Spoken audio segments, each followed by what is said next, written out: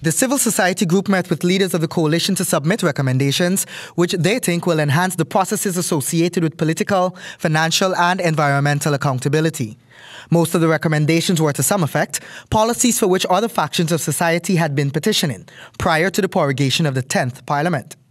On the issue of environmental accountability, the coalition's prime ministerial candidate Nagamootoo said the approach to correct several shortcomings must be a realistic one. So we'll have to have a very creative approach how to do both things at the same time, preserve our natural resources, preserve our national assets, forestry, riverbeds, etc.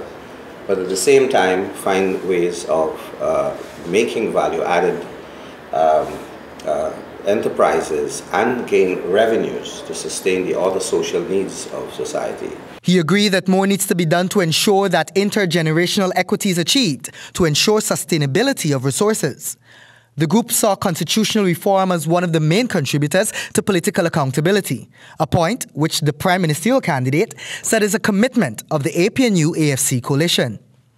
He said the politics in Guyana has for too long been centered on personalities and not on issues, a trend that is a detriment to political accountability. We need to go back into the Constitution and look at how we have demonized our political leaders in a sense to turn them into dictators.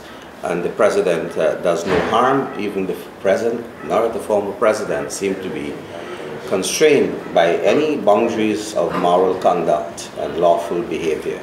He further added that it is for this reason the coalition will formulate a code of conduct for ministers to ensure absolute efficiency and accountability. Mr. Nagamootoo explained that some of these key recommendations, including the holding of local government elections, are some of the short-term goals of his coalition. Mr. Nagamootoo also posited that the recommendations being offered for financial accountability are exact in nature to those established by the Partnership for National Unity plus Alliance for Change. In terms of the financial accountability, I don't think we have any problem there at all. I think this is an objective reality that too much has gone wrong in our public system. Too much has been violated in terms of accountability. Some of the recommendations for financial accountability were the forensic audit of NISL and a system that ensures private partnerships are not schemes for illicit enrichment. For HGP Nightly News, Kingsley Brown.